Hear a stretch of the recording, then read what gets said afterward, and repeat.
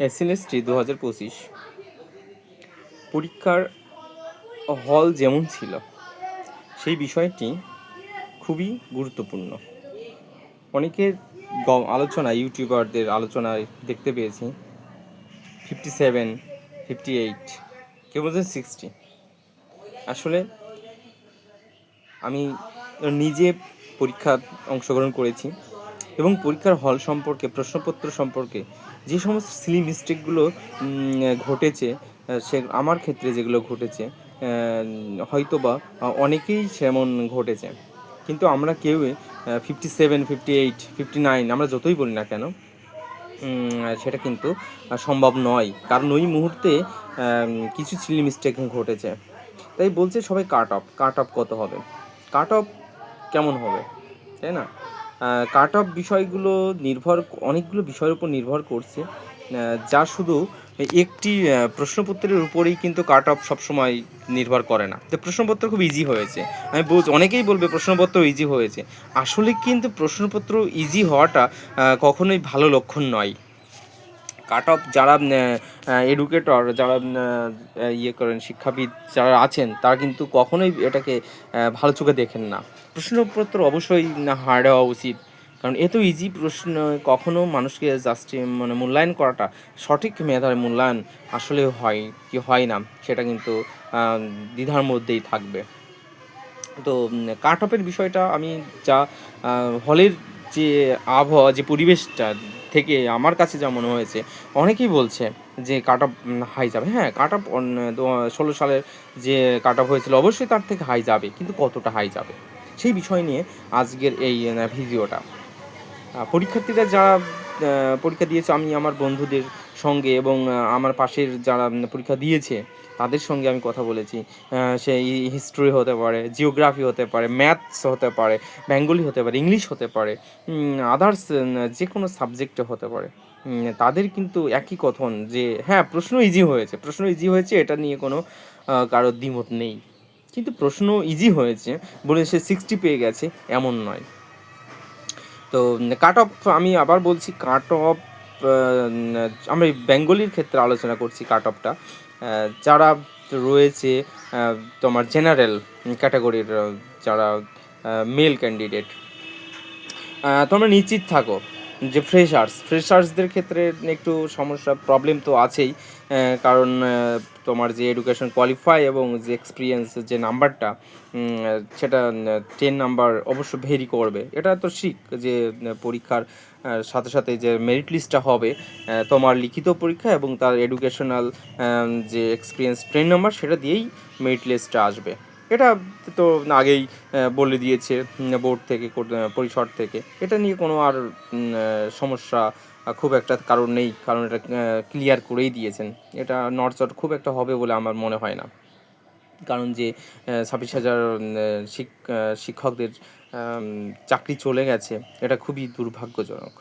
এটা যাওয়ার কথা নয়, তবুও আমরা দেখতে পাচ্ছি যে চলে গেছে। তো যাই হোক, সে বিষয়টা পরে আলোচনা করবো, পরের ভিডিওতে আলোচনা করবো। কিন্তু কাট অফ আমি বলবো জেনারেল মেলদের জন্য বেঙ্গলি সাবজেক্টে, আমি যা আমার ব্যক্তিগত মতামত এবং আমার যতটা হয়েছে, আমি পরিবেশে একদম হল থেকে যে আবহাওয়াটা ফিল করেছি এবং যারা পরীক্ষা দিয়েছে বা যারা পড়াশোনা করেছে, আমি বলবো যাদের 52 মার্কস, মার্কস দাঁড়িয়েছে 52, আমি তাদেরকে কোয়ালিফাই ধরেই নেব, এবং এটাই হবে 52 জেনারেল ক্ষেত্রে 52, এবং মেলদের ক্ষেত্রে 2 নাম্বারস প্লাস মাইনাস এর কখনোই আপার হবে না। 50 থেকে 52 এটাই হচ্ছে বেস্ট সাজেশন। তো এরা নিশ্চিন্তে থাকো, তোমরা পাবে, ইন্টারভিউর জন্য কল অবশ্যই পাবে। এবং যারা এবার চলে আসি এসসি এসটিদের ক্ষেত্রেও এবার যেহেতু প্রশ্নটা সহজ হয়েছে, সেই তুলনায় আমি 47 থেকে মেলদের জন্য 47 টু 50 এর মধ্যেই থাকবে, এটার বাইরে যাবে না। আমি নিশ্চিত বলছি, যারা খুব চিন্তিত হয়েছে কাট অফ কেমন যাবে, 57 ম্যাক্সিমাম, 57 থেকে 50 এর মধ্যেই থাকবে এসসি। মেলদের জন্য। এবং ফিমেলদের জন্য আমি বলবো 44 থেকে 48, 44 থেকে 48 এই কাট অফটা অবশ্যই ভ্যারি করবে। এবার যদি আমি এসটি বলি, তাদের ক্ষেত্রে আমি বলবো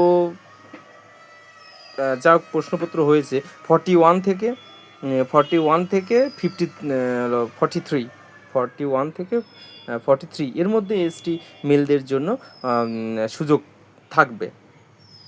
এছাড়াও রয়েছে ফিমেলদের জন্য, এসটি ফিমেলদের জন্য তারা বলবো 38 টু 40 এর মধ্যেই কাট অফ থাকবে।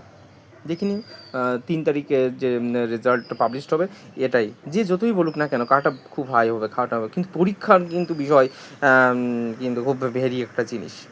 কারণ ওই মোমেন্টটা, ওই আবহাওয়াটা কিন্তু যারা পরীক্ষা দিয়েছে তারা ফিল করেছে। আমরা বাইরে থেকে যতই বলি যে না আমরা 58, হ্যাঁ আনসার 60 করেছে, আমি বলছি যদি নেগেটিভ মার্ক থাকতো, নেগেটিভ মার্ক যদি পরীক্ষায় থাকতো অন্য সাবজেক্টের মতো, মানে পরীক্ষাদের মতো, আমি বলছি কেউ 58 কভার করতে পারতো না এবং আনসার করতেই সাহস পেতো না। যা কোশ্চিন হয়েছে 45 টু 48 এর বেশি কাট অফ কেউ করতে পারতো না যদি নেগেটিভ মার্ক থাকতো। এটা কিন্তু একটা বিষয়, আমি যেটা ফিল করেছি, পরীক্ষা যেগুলো দিয়েছি সে সেন্ট্রাল বলো স্টেট বলো, যদি এটা নেগেটিভ মার্ক থাকতো 40 মানে 45 টু 50 এর মাঝেই কাট অফ থাকতো। কিন্তু যেহেতু এটা আমাদের একটা অপরচুনিটি, নেগেটিভ মার্ক নেই, সেটাও কাট অফটা একটু হাই করবে। তাই তোমরা যারা অসুবিধা চিন্তিত রয়েছে, আমি বলবো একদম চিন্তিত নয়। 3 তারিখ ফাইনাল রেজাল্ট কামিং সুন।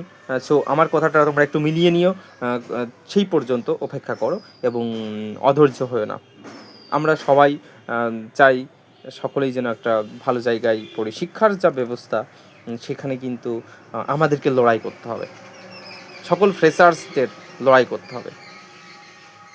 আগামী যেন আবার নিউ পরীক্ষাটা এক্সামটা নেয় এবং বেশি ভ্যাকেন্সি দিয়ে পরীক্ষাটার জন্য নেয়।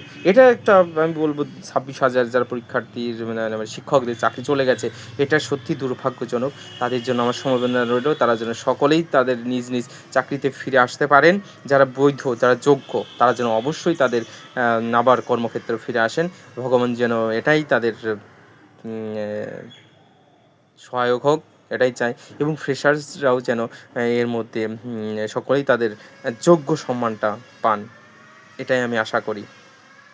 যারা এই ভিডিওটি দেখলে একদমই আমি বলছি এটা আমার ব্যক্তিগত, আমি পরীক্ষার হলে থেকে পরীক্ষা দিয়ে সেই মোমেন্টটা ফিল করেছি এবং আমার নিজের, আমার কারণ শোনা কথা নয়, আমি নিজে পরীক্ষার্থী, আমি নিজে পরীক্ষা দিয়েছি, নিজে যতটুকুই হয়তো বা খুব একটা পড়াশোনা করি না, তবুও যতটুকু করতে পেরেছি, সেখানে দাঁড়িয়ে কিন্তু আমার অনুভব এটাই, কাট অফ এটাই হওয়া উচিত, কখনোই এর বাইরে যাবে না, দেখবে।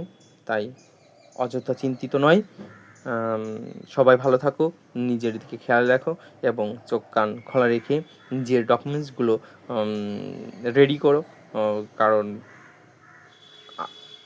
ভগবান অবশ্যই সহায় হবে। ধন্যবাদ সকলকে, সবাই ভালো থাকো, সুস্থ থাকো।